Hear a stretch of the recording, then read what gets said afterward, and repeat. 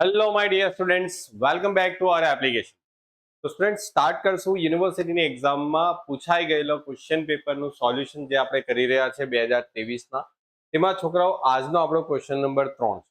Okay, તો જો છોકરાઓ તમને જે દાખલો આપેલો છે એ સમાવેશનો દાખલો છે. ઓકે, જો શીતલ કંપની છે 31/3/2022ના રોજનું પાકું સર્વેયું છે. એટલે તમને જે પાકું સર્વે આપેલું છે એ છોકરાઓ એક શીતલ કંપની કરીને જે કંપની છે એનું પાકું સર્વેયું છે.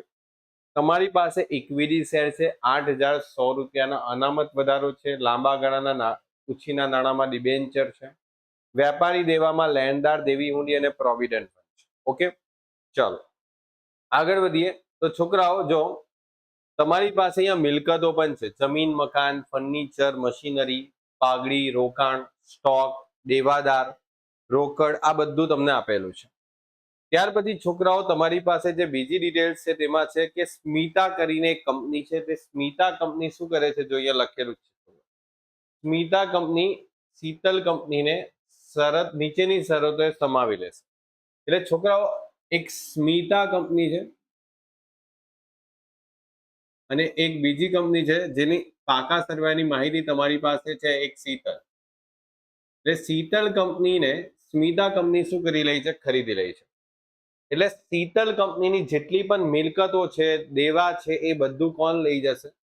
સ્મિતા લિમિટેડ. ઓકે, એટલે આ કંપની એક ખરીદનાર કંપની થઈ ગઈ. શું થઈ ગઈ? ખરીદનાર. ઓકે, અને આ કંપની શું થઈ ગઈ? વેચનાર કંપની થઈ. ડન. હવે છોકરાઓ માહિતી તમને જે આપેલી છે તેમાં શું લખેલું છે કે રોકાણ તેમજ સ્ટોક સિવાય. એટલે રોકાણો અને સ્ટોક, એટલે છોકરાઓ દાખલામાં રોકાણો અને આ સ્ટોક, આ બે વસ્તુ સિવાય બાકીની બધી જ મિલકત જો લખેલી છે બધી જ મિલકતો લઈ લેવી. અને દેવી હુંડી સિવાય બાકી બધી જવાબદારી લઈ લેવી. એટલે તમારે શીતલ કંપનીની જેટલી પણ મિલકતો છે એ મિલકતમાંથી બે મિલકત, કઈ મિલકત? તો એક તો રોકાણો અને એક બીજો સ્ટોક. આ બે મિલકત તમારે, અને એક બીજી બાજુ દેવી હુંડી. દેવી હુંડી સિવાય આટલી વસ્તુ જે શીતલ કંપનીની છે એ સ્મિતા કંપનીને આપી દેવાય. બરાબર, આ સિવાય છોકરાઓ રોકાણો, સ્ટોક અને દેવી હુંડી, આ ત્રણ વસ્તુ છોડીને જેટલી પણ મિલકતો છે, જેટલા પણ દેવા છે, બધું ટ્રાન્સફર કરવા. ત્યાર પછી છોકરાઓ સ્મિતા કંપની જે છે એ 10% ડિબેન્ચર આપે છે, પણ 5% વટાવે ડિબેન્ચરનું દેવું ચૂકવી આપવું. જો છોકરાઓ 5% વટાવ લખે છે. ઓકે, શીતલ લિમિટેડ જે છે પ્રત્યેક ઇક્વિટી શેરના બદલામાં સ્મિતા લિમિટેડના દરેક 10 નો એવા 12 ઇક્વિટી શેર આપશે. જો છોકરાઓ દરેક શેર 10 રૂપિયાનો આપશે, પણ એવા 12 આપશે. પણ કઈ રીતે? પ્રત્યેક ઇક્વિટી શેરના બદલામાં 12 શેર આપશે. કેટલા શેર આપશે? 12 શેર. ઓકે, અને શેર દીઠ પાછા 2 રૂપિયા પ્રીમિયમ. એટલે 10 રૂપિયાનો શેર, 2 રૂપિયા પ્રીમિયમ. કાયમી મિલકતની ચોપડે કિંમત જે છે એના કરતા 50% વધુ કિંમતે ગણવી. અને જે રોકાણો છે, જ્યાં રોકાણો છે, જે સ્ટોક છે, તો રોકાણો જે છે 50,000 અને સ્ટોક જે છે એ 1 લાખમાં શું કરેલા છે? આપણે વેચેલા છે. જો ઓકે, અને જે પેલી દેવી હુંડીની વાત થઈ હતી કે આ દેવી હુંડી સિવાય, તો આ દેવી હુંડીને તમે શું કરો છો? પૂરેપૂરા નાણાં ચૂકવો છો. દેવી હુંડીના પૂરેપૂરા નાણાં ચૂકવ્યો. ડન. તમારે શું બનાવવાનું છે છોકરાઓ? તો તમારે દાખલામાં માલ મિલકત નિકાલ ખાતું, ઇક્વિટી શેર હોલ્ડરનું ખાતું, રોકડ ખાતું તૈયાર કરો છો. અને છોકરાઓ સ્મિતા કંપનીના ચોપડામાં આમનોંધ પણ લખવાની છે. ઓકે, તો આપણે પહેલા તો છોકરાઓ આ જે 3 ખાતા આપણે બનાવવાના છે ને, આ 3 ખાતા એ કોના ચોપડામાં બનાવવાના આવે? શીતલના ચોપડામાં. કોના ચોપડામાં? શીતલ. જો અહીંયા લખેલું છે શીતલ લિમિટેડના ચોપડે. અને અહીંયાથી છોકરાઓ જે છે એ તમારો આખો પાર્ટ જ જુદો છે કે સ્મિતા કંપનીના ચોપડે આમનોંધ લખો. સ્મિતા કંપની કોણ છે? ખરીદનાર કંપની. ડન. તો ચલો દાખલામાં શરૂઆત કરીએ એ પહેલા આપણે તો ચોખ્ખી મિલકત શોધવી પડે. આપણે મિલકત બાજુ આવી જઈએ. એટલે અહીંયા ગણતરી કરશું. શીતલ કંપનીની શું આવશે? ચોખ્ખી મિલકત. ચાલો, તો ચોખ્ખી મિલકત કેટલી આવશે? તો છોકરાઓ તમને દાખલામાં એવો શબ્દ હતો કે સ્થિર મિલકત 50% વધારે કિંમતે લેવાની છે. ઓકે, દાખલામાં હતું ને અહીંયા જો સ્થિર મિલકત જે છે, કાયમી મિલકતો જે છે એ 50% વધુ કિંમતે ગણે. તો કાયમી મિલકતોમાં તમારી પાસે શું શું છે? તો કાયમી મિલકતમાં જમીન, ફર્નિચર અને મશીનરી છે. ઓકે, તો જમીન, મકાન અહીંયા લખશું, જમીન, મકાન કેટલા છે? 4 લાખ છે. તો છોકરાઓ આમાં 50% ઉમેરી દો. 4 લાખના 50% ઉમેરશો એટલે કેટલા આવશે? 6 લાખ. ત્યાર પછી તમારી પાસે શું છે? ફર્નિચર છે. તો 1 લાખમાં 50% ઉમેરી દો. કેટલા આવશે? 1,50,000. શું છે? ફર્નિચર. ત્યાર પછી મશીનરી. મશીનરી કેટલી છે? 3 લાખ છે. તો 3 લાખના 50% ઉમેરી દો. કેટલા આવશે? 4,50,000. ત્યાર પછી પાઘડી. છોકરાઓ પાઘડી આપણે લેતા નથી. ઓકે, કારણ કે જે ચોખ્ખી મિલકત આપણે ગણતરી કરવાની છે ખરીદ કિંમત માટે, એમાં પાઘડી નથી લેતા. ઓકે, ખરીદ કિંમત માટે જે ચોખ્ખી મિલકત શોધીએ છીએ એમાં પાઘડી નહીં લેવાની. છોડી દો, પાઘડી છોડી દો. રોકાણો તો એ લોકો ના જ પાડેલી છે, સ્ટોકમાં પણ ના પાડેલી છે, એટલે દેવાદાર અને રોકડ. તો અહીંયા આવશે દેવાદાર અને અહીંયા આવશે રોકડ. કેટલા આવશે? 1,60,000 અને અહીંયા આવશે 80,000. કેટલા થાય છે ટોટલ? 6 લાખ, 1,50,000, 4,50,000, 1,60,000 અને 80,000. 14,40,000. એમાંથી છોકરાઓ બાદ બાકી થશે દેવાની. દેવામાં કયા દેવા બાદ થશે? તો છોકરાઓ જો તમારી પાસે અહીંયા દેવામાં ડિબેન્ચર 5% વટાવે તમારે આપવાના છે. એટલે 3 લાખના ડિબેન્ચર, એના 5% વટાવ, 5% એમાં માઇનસ કરવાના છે. દાખલામાં લખેલું છે 5% વટાવે. ઓકે, દાખલામાં સૂચના આપેલી છે. જો ક્યાં ગઈ સૂચના? આ રહ્યા. સ્મિતા લિમિટેડ 10%ના ડિબેન્ચર આપી 5%ના વટાવે ડિબેન્ચરનું દેવું ચૂકવી દેશે. એટલે સમજો અહીંયા ડિબેન્ચર જે આવશે એ તમારે કેટલા ટકાના વટાવ? 5%ના વટાવ, એટલે 2,85,000. ઓકે, ચલો ત્યાર પછી છોકરાઓ બીજું શું હતું? લેણદારો 40,000 છે, દેવી ઊંધી છોકરાઓ 10,000 છે, પણ દેવી ઊંધી છોકરાઓ દાખલામાં ના પાડેલી છે. દેવી ઊંધી દાખલામાં ના પાડેલી છે, એટલે દેવી ઊંધી આપણે લઈ જશું નહીં. દેવી ઊંધી દાખલામાં ના પાડે, એટલે 40,000 ના લેણદારો અને પ્રોવિડન્ટ ફંડ 20,000. આ બે જ રકમ લેવાના. લેણદાર 40,000 અને પ્રોવિડન્ટ ફંડ 20,000. આ બાદ કરો છોકરાઓ, કેટલા આવશે? 14,40,000 માંથી 285 બાદ કરીએ અને 40,000 અને સાથે 20,000 બાદ કરીએ તો 10,95,000 છોકરાઓ તમારી પાસે અહીંયા આન્સર આવે. હવે છોકરાઓ ખરીદ કિંમત શોધવાની છે. ખરીદ કિંમત કેટલી ખરીદ કિંમત આવશે? તો ખરીદ કિંમતમાં તમારી પાસે માહિતી જે છે એ પ્રમાણે તમે ગણો.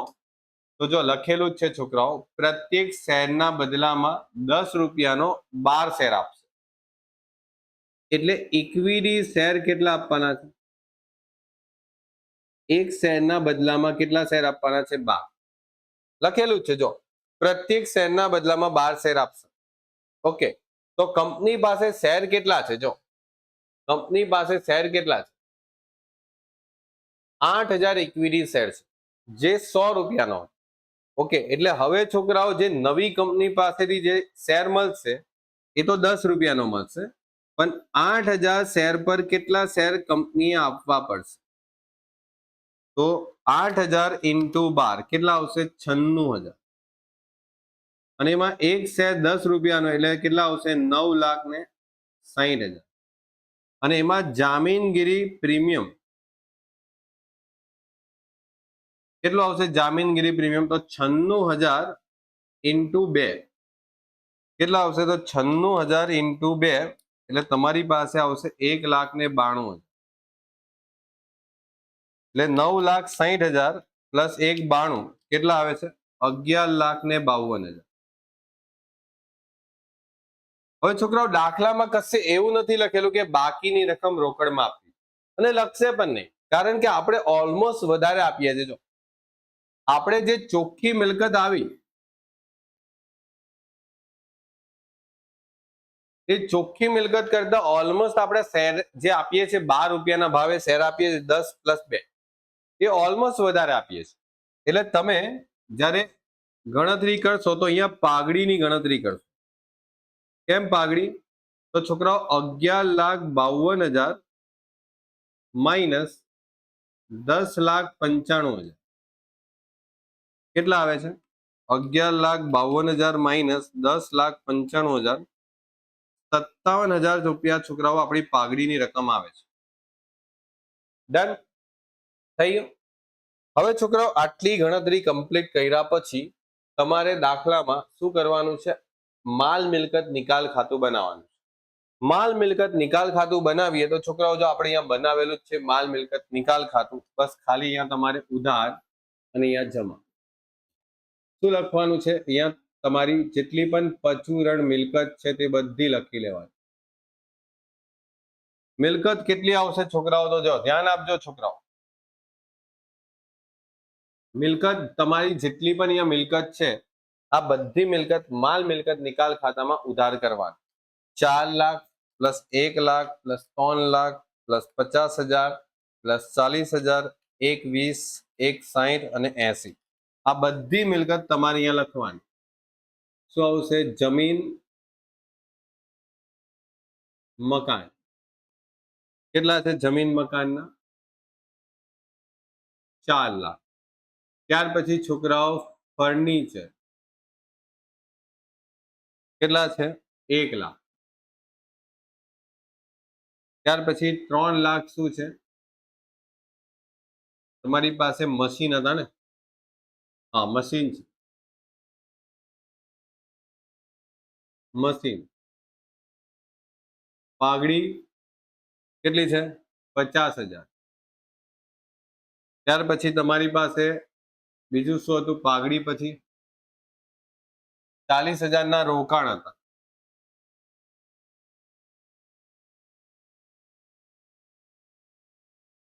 ઓકે. ત્યાર પછી 1,20,000 નો સ્ટોક હતો. દેવાદાર કેટલાના દેવાદાર હતા? 1,60,000. અને રોકડ કેટલી રોકડ હતી? 80,000. ડન. આ બધાનું તમારું જે ટોટલ છે એ કેટલું આવતું? 12,50,000. આ જ રીતે તમારી પાસે પરચુરણ દેવા આ બધા તમારે અહીંયા લખવાના.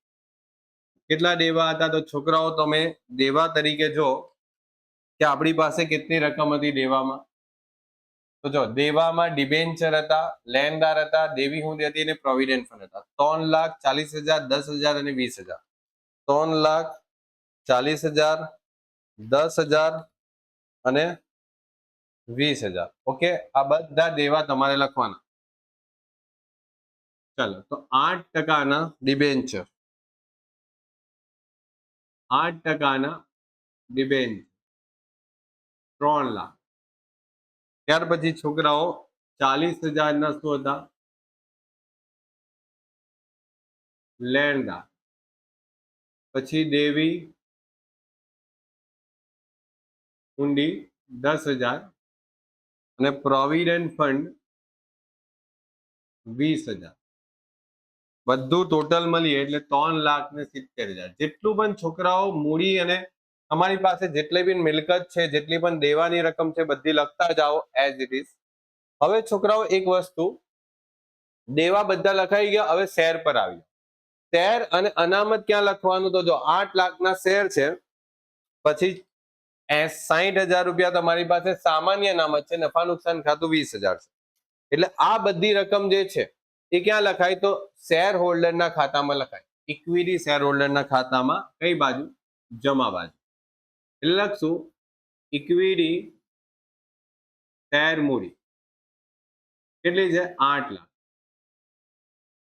ત્યાર પછી તમારી પાસે સામાન્ય અનામત કેટલા હતા? સામાન્ય અનામતના 60,000 અને ત્યાર પછી નફા નુકસાન કેટલું છે છોકરાઓ 20,000. ડન, એકદમ પરફેક્ટ. ઓકે, તો જેટલી પણ મિલકત હતી, જેટલા પણ દેવા હતા બધા લખી લીધા, જેટલા પણ શેર હોલ્ડરના ખાતે અનામત અને શેર મૂડીની રકમ હતી એ પણ લખી લીધી. હવે તમારે એ ચેક કરવાનું છે કે સ્મિતા પાસે આપણે કેટલા પૈસા લેવાના છે. તો આ પહેલો સ્ટેપ. પછી બીજો સ્ટેપમાં તમારે શું કરવાનું છે, સ્મિતા પાસે આપણે કેટલા પૈસા લઈએ છીએ છોકરાઓ.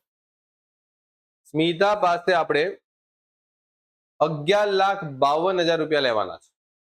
ઓકે, એટલે છોકરાઓ આપણે આ જે બધું કરીએ છીએ કઈ કંપનીના ચોપડામાં કરીએ છીએ, શીતલ લિમિટેડના ચોપડે. ઓકે, એટલે શીતલ લિમિટેડના ચોપડામાં અહીંયા લખવાનું છે શું, તો બોલે સર સ્મિતા લિમિટેડ ખાતે કેટલા આવશે 11 લાખ. જો અહીંયા લખેલું છે 11,52,000. 11,52,000. 11,52,000 એ તમારા ત્યાં શું થયા, જમા થયા. તો તમારી પાસે અહીંયા શું થશે, 11,52,000 સ્મિતાના ખાતામાં ઉધાર. શું આવશે, માલ મિલકત નિકાલ ખાતે. હવે છોકરાઓ 11,52,000 માં તમને શું મળે છે, તો 11,52,000 માં તમને સ્મિતા કંપનીના શેર મળે છે અને એનું પ્રીમિયમ. તો છોકરાઓ પ્રીમિયમ તમારે આમાં અલગથી નથી બતાવવાનું. એ સ્મિતા કંપની જ્યારે પોતાનો ચોપડો તૈયાર કરશે, એમાં જ્યારે પાકું સર્વે તમે તૈયાર કરશો ત્યારે અલગ બતાવશે. અત્યારે તો સ્મિતા કંપનીના ખાતામાં તમે અહીંયા જે પણ બતાવશો જમા બાજુ, એ તમે શેરની જે કુલ રકમ તમને મળેલી છે એ જ બતાવાય. એટલે તમે અહીંયા લખશો સ્મિતા લિમિટેડના ઇક્વિટી શેર ખાતે. અને નોર્મલી જોઈએ ને તો છોકરા આપણે 96,000 શેર 12 રૂપિયાના ભાવે લીધેલા એ કંપની પાસે. ઓકે, જો કરી જો 96,000 શેર 12 ના ભાવે, એટલે એક્ઝેક્ટલી તમારા 11,52,000. આપણે 2 રૂપિયા પ્રીમિયમ અહીંયા અલગથી બતાવવાની જરૂરત નથી. એટલે તમે છોકરાઓ આ રકમ તો તમારી ટેલી થઈ જશે. જો જેટલા રૂપિયા તમારે લેવાના હતા એ તમે કયા રૂપે લીધા, તો બોલે સર જેટલા રૂપિયા આપણે લેવાના હતા એ આપણે બધા શેરના રૂપે જ લીધા છે. હવે આ જે શેર છે એ છોકરાઓ કના ખાતામાં જશે, તો શેર હોલ્ડરના ખાતામાં 11,52,000. એટલે આપણે અહીંયા લખશું 11,52,000 શું આવશે, ઇક્વિટી. એક સેકન્ડ, સ્મિતા લિમિટેડ ના ઇક્વિટી શેર ખાતે. ડન, જે પેલા આપણે ત્યાં જમા કર્યા અહીંયા ઉધાર કરી. ડન. તો જો પહેલા તો તમે 11,52,000 રૂપિયા લેવાના છે. આને કહેવાય ખરીદ કિંમત. શું કહેવાશે, આપણે ખરીદ કિંમત. તો ખરીદ કિંમતની તમે એન્ટ્રી મારો એટલે તમારે ત્યાં જમા, તો સ્મિતા લિમિટેડના ખાતામાં શું થઈ જશે, ઉધાર. અને પછી એ જ રકમ જેટલા પણ મળ્યા એ સ્મિતા લિમિટેડના ઇક્વિટી શેર ખાતે. જો રોકડ મળતે તો અહીંયા રોકડ ખાતે પણ લખાશે. જે તમે પૈસા લેવો તે રીતે લખાય. હવે છોકરાઓ તમને દાખલામાં એક બહુ સરસ ઇન્ફોર્મેશન છે કે આપણે જે રોકાણો જે છે અને આ જે સ્ટોક છે એ નવી કંપનીને ટ્રાન્સફર નથી કરતા. અને આ જે દેવી હુંડી છે એ પણ નવી કંપનીને આપણે ટ્રાન્સફર નથી કરતા. તો એવા કિસ્સામાં રોકાણો અને સ્ટોક શું કરશે, જે કંપની આપણી અત્યારે કઈ કંપની છે, શીતલ કંપની, એ કંપની શું કરશે, રોકાણો અને સ્ટોક એ વેચી દેશે. અને એના જે પણ પૈસા આવશે એ છોકરાઓ રોકડ ખાતે ઉધાર અને માલ મિલકત નિકાલ ખાતે જમા. એટલે તમારે માલ મિલકત નિકાલ ખાતે અહીંયા લખવાનું આવશે શું, કે રોકડ ખાતે કઈ વસ્તુ, તો છોકરાઓ રોકાણ આપણે વેચ્યા અને બીજું આપણે શું વેચ્યું, સ્ટોક વેચ્યું. ડન. એટલે આપણી પાસે બે વસ્તુ છે, એક તો રોકાણો વેચ્યા અને બીજા સ્ટોક 1 લાખ. તો 50,000 રોકાણો અને 1 લાખનો સ્ટોક, બંને મળીને 1,50,000 થઈ જાય. ડન. અને તમને દાખલામાં લખ્યું જ છે કે દેવી હુંડીના પૂરેપૂરા નાણાં ચૂકવી આપ્યા. જો લખેલું જ છે આ બધું. અહીંયા પેલું રોકાણો વેચ્યા, સ્ટોક વેચ્યા, બધું લખેલું છે. અને કઈ નહીં લખેલું હોય ને તો પણ છોકરાઓ જે વસ્તુ કંપનીને નથી સોંપી તમે એ તમારે જાતે જ એનો નિકાલ કરવાનો હોય છે. ઓકે, જેમ કે સમજો કે રોકાણો કેટલામાં વેચ્યા એની ઇન્ફોર્મેશન નહીં હશે તો પછી આપણે જે ચોપડે કિંમત હોય ને એ કિંમતે જ વેચી દેવામાં આવે. જેમ કે જો અહીંયા દેવી હુંડીમાં લખ્યું જ છે કે પૂરેપૂરા ચૂકવવામાં આવ્યા, તો દેવી હુંડી તમારી કેટલી હતી છોકરાઓ? દેવી હુંડી 10,000 હતી. એ ચૂકવશે એટલે એ રકમ તમારે અહીંયા જ લખવાની આવશે. શું આવશે? રોકડ ખાતે દેવી હુંડી. ડન. એટલે છોકરાઓ તમે જે રકમ ચૂકવો છો તે અહીંયા અને જે રકમના પૈસા ઉપજા તે તમે અહીંયા ક્રોસમાં. ડન. અને બીજી એન્ટ્રી પર બંનેની કરવી પડશે છોકરાઓ. તો આ જમા છે તો અહીંયા રોકડ ખાતામાં શું આવશે? ઉધાર. 1,50,000.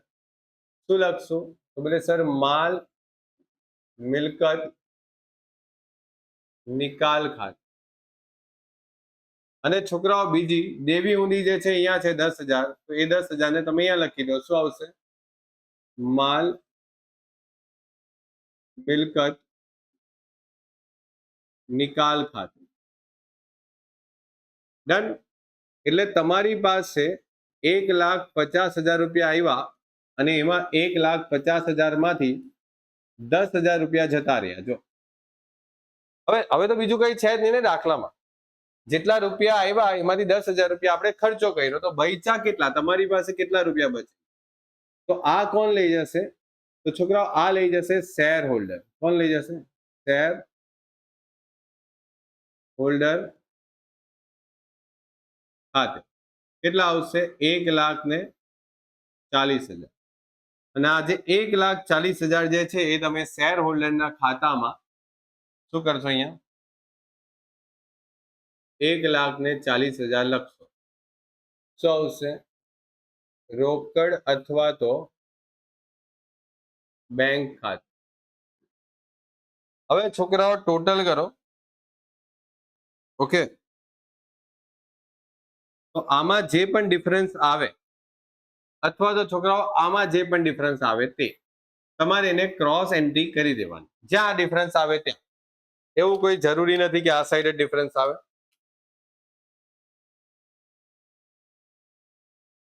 અહીંયા છોકરાઓ 16,72,000 રૂપિયા થાય છે. આ 16,72,000 માંથી 10,000 12,50 એટલે 4,12,000 રૂપિયાનો ડિફરન્સ આવે છે. આ તમે ક્યાં લઈ જશો? તો ઇક્વિટી શેર હોલ્ડર ખાતે. અને આ રકમ જમા છે, બરાબર? જમા બાકી છે. અને જમા બાજુ વધારો આવ્યો છે એટલે આ જમા બાકી. એટલે આ ડિફરન્સ તમારે અહીંયા 4,12,000 લખવાનો છે. તો આવશે માલ મિલકત નિકાલ ખાતે. ઓકે, ચેક કરી લો. 4,12,000, 8,00,000 અને પછી 60 ને 20 મળીને 12,92,000.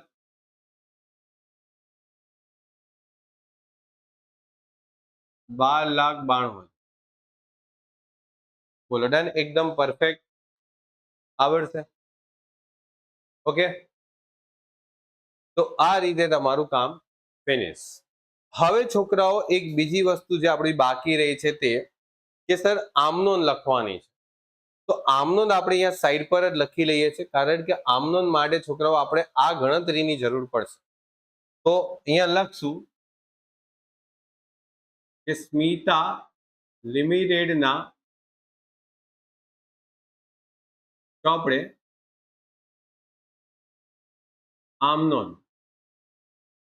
તો છોકરાઓ આ જે આમનોંધ આવશે એમાં શું કરવાનું છે? આ બધી રકમ તમારી શું આવશે? ઉધાર.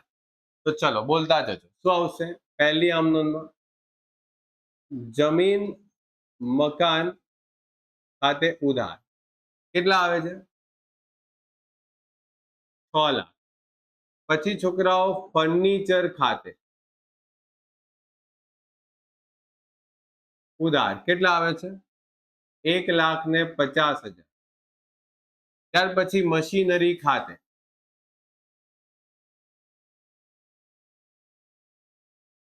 કેટલા આવે છે? 4,50,000. ત્યાર પછી દેવાદાર ખાતે ઉધાર કેટલા આવે છે? 1,60,000. ત્યાર પછી રોકડ ખાતે ઉધાર કેટલા આવે છે? 80,000. ડન. હવે જમા છોકરાઓ જમા કરતા પહેલા એક ચેક કરી લેવાનું કે તમારી પાસે દાખલામાં પાઘડી હતી કે મૂડી અનામત હતી. જો પાઘડી હતી તો આ પાઘડી પણ અહીંયા સાથે સાથે શું થશે? ઉધાર 57,000 રૂપિયા. શું આવશે? પાઘડી સાથે ઉધાર. ડન. ત્યાર પછી તેમાં તે શું આવશે? ડિબેન્ચર ખાતે. તો છોકરાઓ આ જે ડિબેન્ચર હતા ને એ 10% હતા. તો 10%, મતલબ સોરી, આ જે ડિબેન્ચર હતા ને છોકરાઓ, જે પેલી કંપની પાસેથી આપણે લીધા એ લગભગ 8% ડિબેન્ચર છે. પાકા સર્વેમાં તમને મળી જશે 8%. 8% ડિબેન્ચર ખાતે કેટલા ડિબેન્ચર ખાતે છે? બોલે સર 2,85,000. ત્યાર પછી લેણદાર, તો લખશું તે લેણદાર ખાતે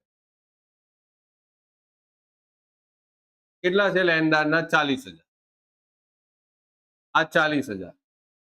પીએફ ખાતે, તો તે પ્રોવિડન્ટ ફંડ ખાતે કેટલા આવશે છોકરાઓ? 20,000. તો આ 20,000. બોલો ઓકે છે? એકદમ ઓકે. તો હવે જે રકમ આવશે તે અહીંયા શું આવશે? તો છોકરાઓ તે શીતલ લિમિટેડ, ઓકે છોકરાઓ ધ્યાન આપજો, જે કંપનીને ખરીદવામાં આવી છે ને એ કંપનીના લિક્વિડેટર ખાતે લખાય. તો શીતલ લિમિટેડ ના લિક્વિડેટર ખાતે કેટલા રૂપિયા? તો જે તમારી ખરીદ કિંમત છે તે કેટલા છે? 11,52,000. તો છોકરાઓ અહીંયા 11,52,000. ઓકે. સેકન્ડ ટોપિક શું આવશે? તો બોલે સર શીતલ લિમિટેડના લિક્વિડેટર ખાતે 11,52,000 તે શું આપ્યું? તો શીતલ લિમિટેડના લિક્વિડેટરને આપણે શું આપેલું છે? ઇક્વિટી શેર આપેલા અને પછી પ્રીમિયમ આપેલા. તો પ્રીમિયમની બી નોંધ અલગથી થશે. ઓકે. તો અહીંયા લખશું ઇક્વિટી શેર મૂડી ખાતે કેટલા આવશે? 9,60,000. છોકરાઓ અહીંયા નોંધ અલગથી થશે પ્રીમિયમની. કેમ? કારણ કે આપણે આ જે નોંધ કરીએ છીએ ને એ કઈ કંપનીના ચોપડામાં કરીએ છીએ? તો જે કંપની ખરીદનાર કંપની છે. ઓકે. શીતલ, કોણ નામ હતું? સ્મિતા લિમિટેડ. તો સ્મિતા લિમિટેડ આ બધી એન્ટ્રી કરશે. તો સ્મિતા લિમિટેડે જે શેર આપેલા એની મૂળ કિંમત તો 9,60,000. ઓકે. તે જામીનગીરી પ્રીમિયમ ખાતે, જામીનગીરી પ્રીમિયમ ખાતે કેટલા રૂપિયાના પ્રીમિયમ છે છોકરાઓ? પ્રીમિયમ છે 192. ડન. અને છોકરાઓ એક ત્રીજી એન્ટ્રી બની શકે, કારણ કે ડિબેન્ચર જે છે એ જે નવી કંપની જ્યારે આપે છે એ 8%ના જગ્યા 10% આપે છે. જો દાખલામાં તમને અહીંયા આપેલું જ છે 10%ના ડિબેન્ચર આપવાના છે. જો 8%ના બદલામાં તમે કેટલા ટકાના ડિબેન્ચર આપો છો? 10%. એટલે છોકરાઓ તમારે અહીંયા 10%ના ડિબેન્ચર આપવાના છે. એટલે સમજી લો 8%ના જે ડિબેન્ચર છે 8%ના ડિબેન્ચર ખાતે ઉધાર. ઓકે. અહીંયા પણ છોકરાઓ ઉધાર લખવાનું રહી ગયું છે.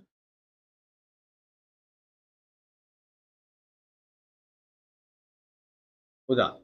તો 8%ના ડિબેન્ચર ખાતે ઉધાર કેટલા? 2,85,000.